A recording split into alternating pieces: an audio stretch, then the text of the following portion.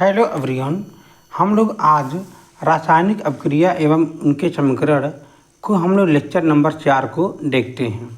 हम लोग कल थर्मल डिकम्पोजिशन का रिएक्शन पढ़े थे।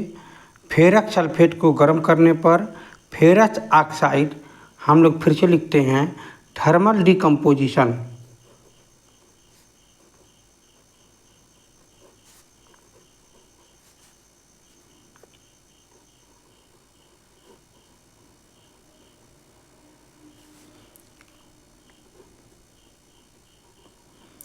हम लोग कल स्टडी किए थे थर्मल डिकम्पोजिशन के बारे में। तो हम लोग इतना पता है कि ऐसी पदार्थ जो हम लोग ऊष्मा से अपक्रिया कराते हैं तो हम लोग बोलते हैं थर्मल डिकम्पोजिशन, अर्थात हीट की ज़रूरत पड़ती है। तो फेरस सल्फेट FeSO4 को जब हम लोग हीट करते हैं, यहाँ पर हम लोग हीट देते हैं तो हमारा बनता है फेरस ऑक्साइड, यानी फेरिक ऑक्साइड बनता है Fe2O3। ये हमारा फेरिक ऑक्साइड है, plus sulphur dioxide plus sulphur dioxide बन जाता है। मैंने आप लोगों को बहुत बारीकी से समझाया था। ये है हमारा फेरस सल्फेट, आप इसको नोट कर लीजिएगा। इसको आप बोलेंगे फेरस सल्फेट, जो ग्रीन कलर में होता है। किस कलर में होता है? ग्रीन कलर में होता है। और ये जो है आप इसको पढ़ेंगे फेरिक ऑक्साइड। क्या पढ़ेंगे यहाँ पर? ये फेरिक ऑक्साइड, ये जो होता है रेड ब्राउन कलर में होता है। किस कलर में होता है? रेड ब्राउन कलर में होता है। ये आपका सल्फर डाइऑक्साइड है। क्या है? Sulphur dioxide.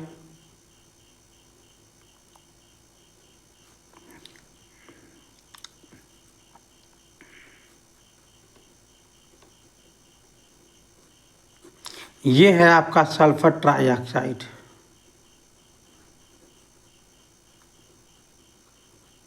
मैंने आपको यहाँ तक कल वीडियो मैंने समझाया था। अब हम लोग समझेंगे कि एक होता है लाइम स्टोन, मतलब चूना पत्थर। एक होता है लाइम स्टोन, चूना पत्थर को जब हम गर्म करते हैं तो बिना बुझा चूना, जिसे हम बोलते हैं लाइम स्टोन, बन जाता है। इसको हम बोलते हैं क्विक लाइम। अब ध्यान से समझने वाली बात अब यहाँ आने वाली है। अब ध्यान दीजिएगा आप समझने के लिए। ये आपका थर्मल डिकम्पोजिशन का पहला रिएक्शन था। दूसरा रिएक्शन है चूना पत्थर मतलब का दहन, जलाना। मतलब आप लिखेंगे कि चूना पत्थर का जलाना। तो चूना पत्थर, ध्यान से समझिएगा। चूना पत्थर को बोलते हैं लाइम स्टोन। तो जब हम इसे गर्म करते हैं, चूना पत्थर का सूत्र क्या होता है? CaCO3। क्या होता है? CaCO3। जब हम इसको गर्म करते हैं तो ये आपका बन जाएगा, मतलब ध्यान दीजिएगा, CaCO3 को, ये हमारा सॉलिड में है। तो जब हम इसको गर्म करेंगे, हीट करेंगे, तो ये बन जाएगा क्विक लाइम। क्या बन जाएगा? Quick lime. इसका सूत्र है CaO, क्विक लाइम। मैंने पिछले वीडियो में समझाया था आपको। क्विक लाइम बन जाएगा और प्लस कार्बन डाइऑक्साइड बन जाएगा। तो ये आपका गैस बनेगा और ये अभी भी सॉलिड ही बनेगा, ध्यान में रखिएगा। अब इसका मतलब ये है, जब हम इस क्विक लाइम को, मतलब CaO, इस क्विक लाइम को जब हम जल से अभिक्रिया कराते हैं तब हमारा यहाँ आपका बन जाएगा CaCH में OH2 प्लस ये साथ में आपका बन जाएगा हीट। मैं उम्मीद करता हूँ आप ये बात समझ रहे होंगे। सॉरी, ये मिस्टेक हो गया, वीडियो में नहीं आया। तो आप देखेंगे यहाँ पर मैंने आपको पिछले ही वीडियो में मैंने समझाया हुआ है कि जब आप क्विक लाइम को, जब आप जल के साथ अपक्रिया कराएंगे तो ये आपका एक बन जाएगा शॉक लाइम, मतलब SALAKED शॉक लाइम। ये बन जाएगा शॉक लाइम और साथ साथ में ये हीट भी प्रोड्यूस करेगा। इसीलिए हम इसको बोलते हैं एक्जोथर्मिक रिएक्शन। सिर्फ हम इसको बोलते हैं एक्जोथर्मिक रिएक्शन, ऐसी रिएक्शन जो हमें साथ में हीटिंग देता है। ध्यान में रखिएगा, मैंने अपोजिट लिखा हुआ है, ये आपका रिएक्टेंट है और ये आपका प्रोडक्ट है। ध्यान में रखिएगा। और जब प्रोडक्ट के साथ हीट आता है तो इसे हम बोलते हैं एक्जोथर्मिक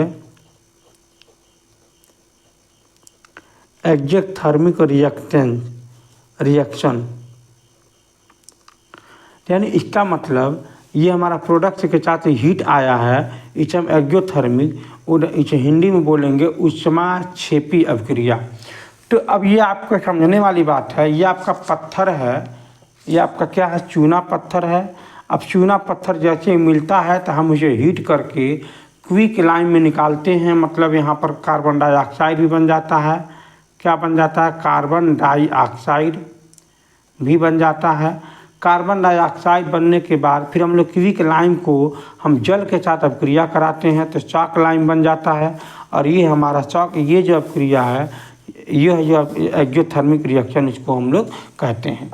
तो अब हम लोगों का जो समझने की समय आ गया, अगला अभिक्रिया जो है इलेक्ट्रोलाइटिक रिएक्शन यानी इलेक्ट्रोलाइटिक डिकम्पोजिशन।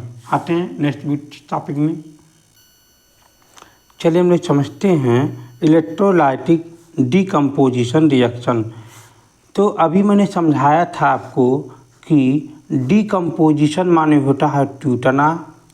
तो ऐसी सिस्टम टूटने के लिए अगर इलेक्ट्रिकल की ज़रूरत पड़ेगी, विद्युत की ज़रूरत पड़ेगी, तो इलेक्ट्रोलाइटिक डिकम्पोजिशन अभिक्रिया हम इसी को कहते हैं। इसका सिंपल मतलब है, आप यहाँ परिभाषा लिखिए, व्हेन डिकम्पोजिशन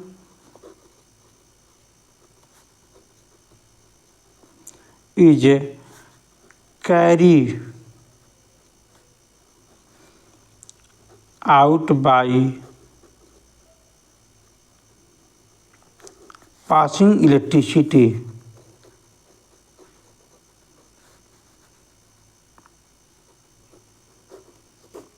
इसका मतलब डिकम्पोजिशन, जब डिकम्पोजिशन कार्य पासिंग इलेक्ट्रिसिटी से होता है तो आप इलेक्ट्रोलाइटिक डिकम्पोजिशन कहते हैं।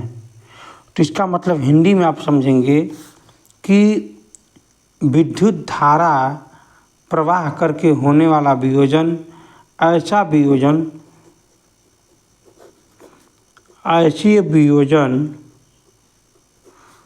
जो विद्युत धारा से होती है, इसे हम इलेक्ट्रोलाइटिक डिकम्पोजिशन कहते हैं। तो चलिए हम लोग अब समझते हैं उदाहरण क्या है इसका। मान लीजिए हमारे पास ये जल है। जल में जब हम विद्युत का प्रवाह करते हैं, मतलब इलेक्ट्रिक का प्रवाह करते हैं, मतलब करंट की प्रवाह करते हैं, तो ये हाइड्रोजन और ये ऑक्सीजन अलग अलग हो जाता है। तो अब आप देखेंगे ऑक्सीजन यहाँ 2 बार है तो इसको 2 का गुणा कर देंगे तो ऑक्सीजन भी, तो हाइड्रोजन भी बढ़ गया, 4 बार हो गया तो यहाँ भी 2 का गुणा कर देंगे। तो अब हमारा क्रिया ये बैलेंस हो गई। मैं उम्मीद करता हूँ आप ये सभी बात समझ गए होंगे। अब क्रिया का बैलेंस करना धीरे धीरे आप सब कुछ समझ जाएंगे, कोई दिक्कत नहीं आएगी। तो अब हम आते हैं इसी टॉपिक को थोड़ा अच्छे से फिगर बनाकर समझते हैं। मैंने एक यहाँ पर प्लास्टिक मग लिया है।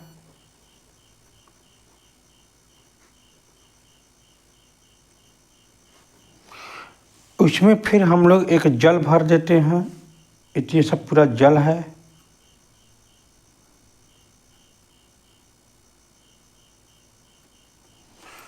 अब हम लोग क्या करते हैं, 1-2 वैक्यूम करके यहाँ ट्यूब लगाते हैं। ध्यान दीजिएगा।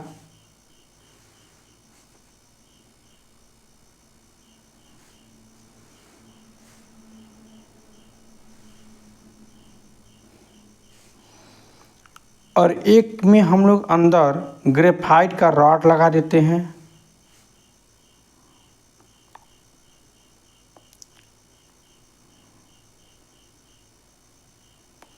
हम लोग यहाँ भी ग्रेफाइट का रॉड लगा देते हैं।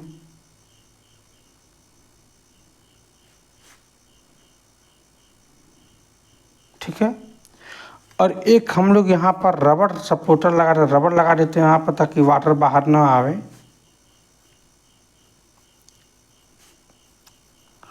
और इसको हम लोग बाहर की तरफ बैटरी से कनेक्शन कर देते हैं।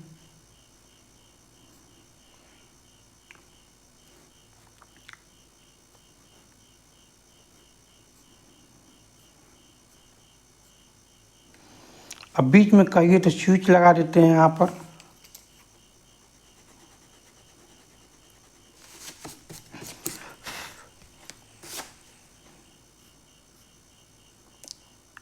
इसे हम की बोलेंगे या फिर स्विच बोलेंगे। ठीक है।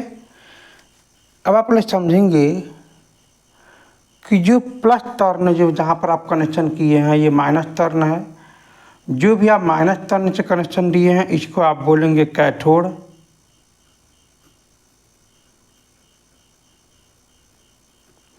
और जो भी आप प्लस टर्न से कनेक्शन दिए हैं इसे आप बोलेंगे एनोड। इसके बाद आप ध्यान देंगे कि ये आपका पहले यहाँ पर ये वाटर है। अब चीज़ आपको ध्यान देना होगा, ये माइनस टर्न में है, इसीलिए माइनस टर्न में जो यहाँ पर ये खाली जो जगह भरेगा यहाँ पर हाइड्रोजन भरेगा। और ये प्लस टर्न में जो यहाँ पर खाली जगह भरेगा इसको आप ऑक्सीजन भरेंगे। ये खुद रिएक्शन करके ये ऐसा ही होता है वैक्यूम टेस्ट में के करने के लिए। तो ये अभिक्रिया होता है। मैंने आपसे पहले ही कहा है कि जब भी हमने जल का अभिक्रिया करते हैं अर्थात इलेक्ट्रिक देते हैं, मतलब इलेक्ट्रिक सप्लाई देते हैं, करंट देते हैं,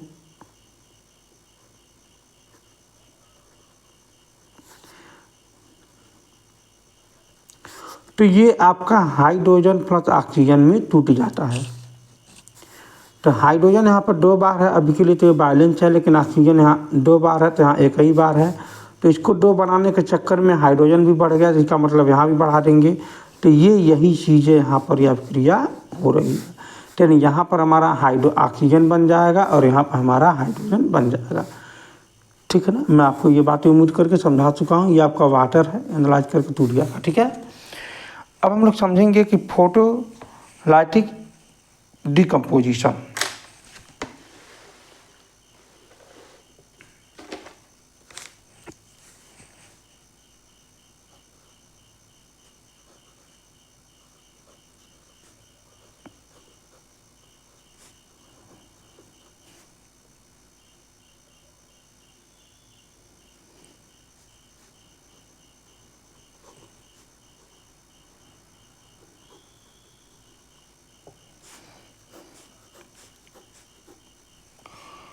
फोटोलाइटिक डिकम्पोजिशन का मतलब होता है कि ऐसी वियोजन, मतलब व्हेन डिकम्पोजिशन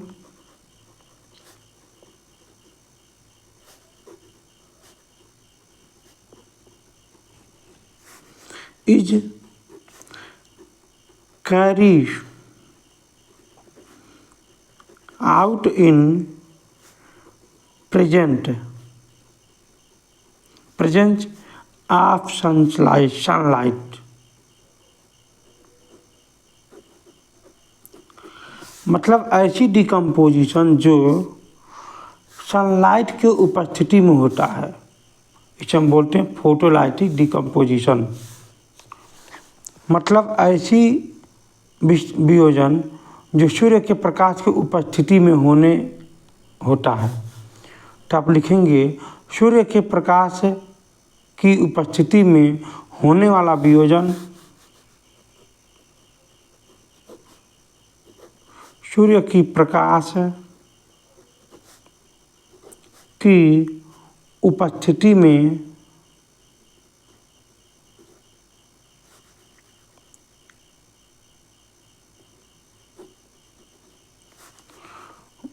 होने वाला वियोजन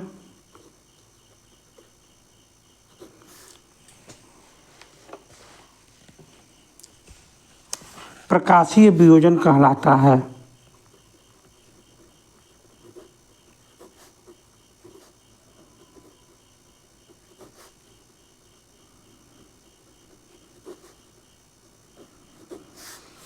अब आपको समझ में आ चुका होगा कि प्रकाशीय वियोजन की हम बात कर रहे हैं, मतलब फोटो लाइटिक डिकम्पोजिशन।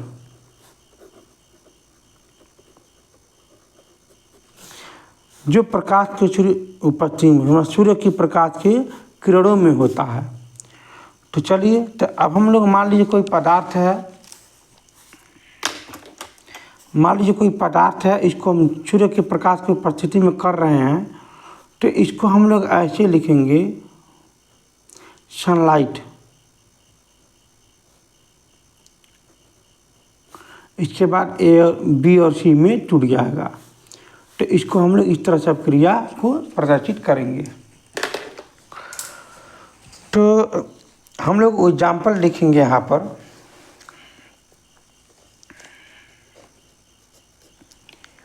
इसको तोड़ने के लिए सूर्य के प्रकाश की उपस्थिति में एक होता है AgCl, एक होता है AgBr, सिल्वर क्लोराइड, और एक होता है सिल्वर ब्रोमाइड। तो ये दोनों जो होते हैं वो सॉलिड होते हैं, और इसको सनलाइट में जैसे रखेंगे तो Ag अलग हो जाएगा, फिर Cl अलग हो जाएगा, तो ये आपका क्लोरीन बन जाएगा। तो क्लोरीन बनने के लिए आपको एक Cl2 होनी चाहिए, और यहाँ पर देखिए Cl2 दो बार, एक बार है यहाँ पर दो बार, यानी दो का गुणा कर देंगे।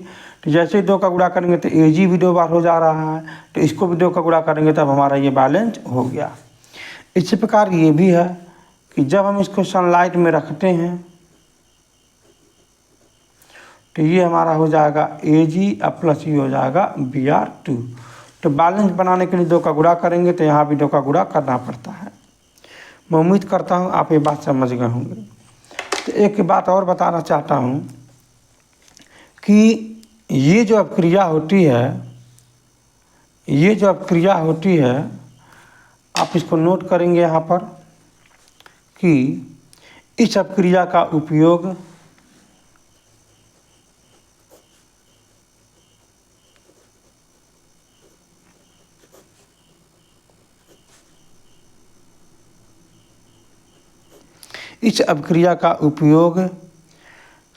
श्याम श्वेत फोटोग्राफी में होता है। श्याम श्वेत फोटोग्राफी में होता है।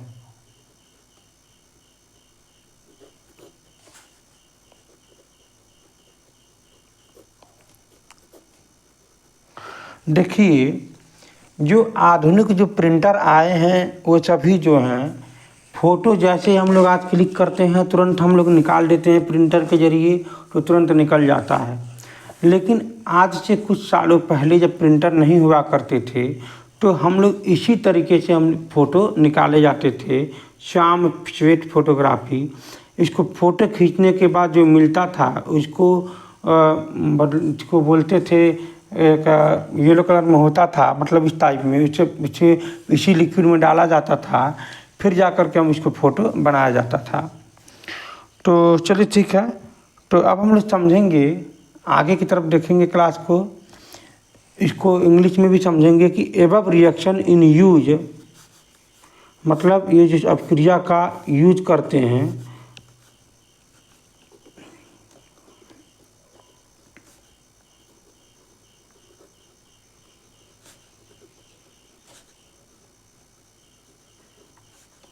इन ब्लैक एंड वाइट फोटोग्राफीज।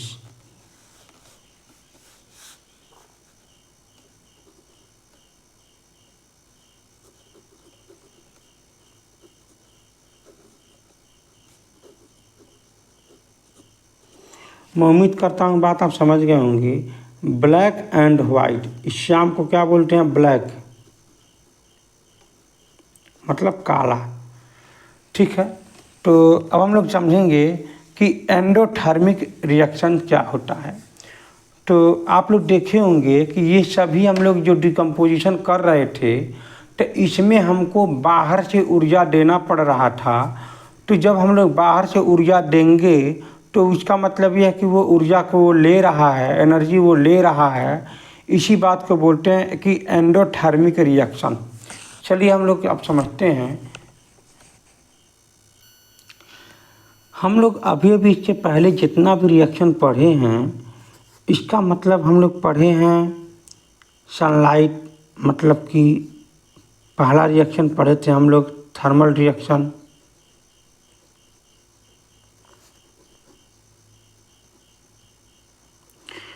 दूसरा हम लोग पढ़े हैं इलेक्ट्रो रिएक्शन,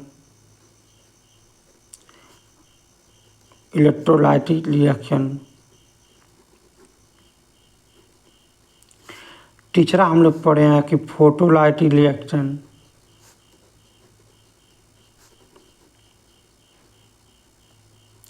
ये सभी जो है, जैसे कि अगर अगर हम ए को तोड़ने जा रहे हैं तो या तो एक या तो दो या तो तीन कोई भी एक ज़रूरत पड़ी है, मतलब हमको एनर्जी की ज़रूरत पड़ी है, तब जा कर के हमारा ये बी प्लस सी में ये टूट गया है।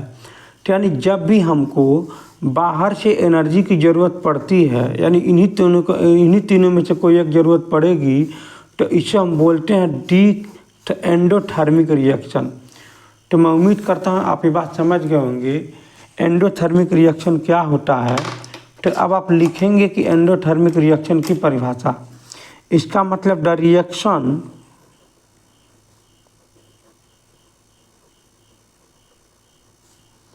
विच रिक्वायर्ड एनर्जी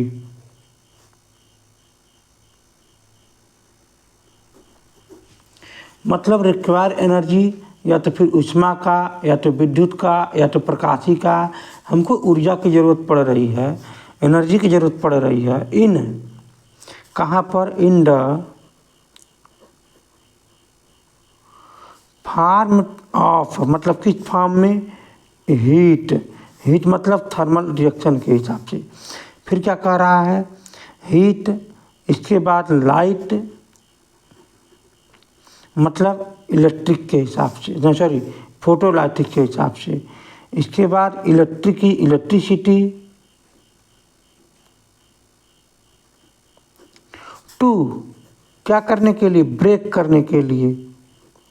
किसको? रिएक्टेंट को। रिएक्टेंट को मतलब अभिकारक को। Reactant are called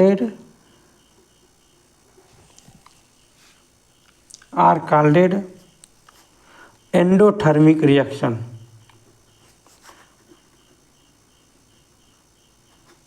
endothermic reaction.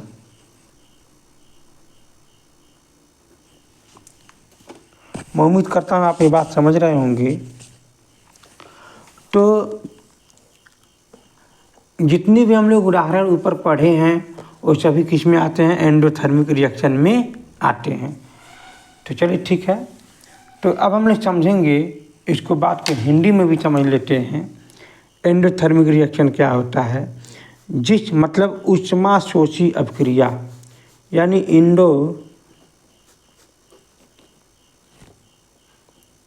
Thermic reaction,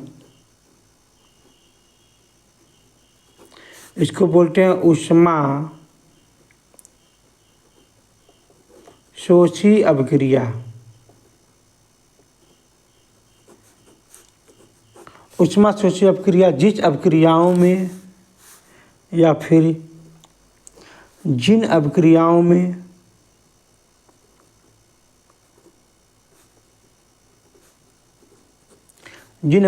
में अभिकारकों को तोड़ने के लिए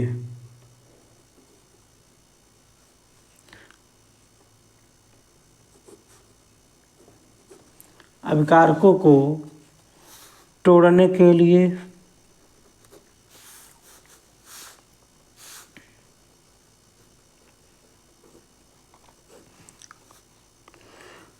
ऊष्मा इलेक्ट्रिक विद्युत इसके बाद प्रकाश, ऊर्जा की आवश्यकता होती है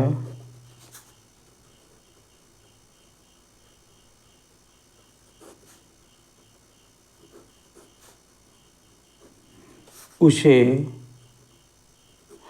ऊष्मा सोची अपक्रिया कहते हैं।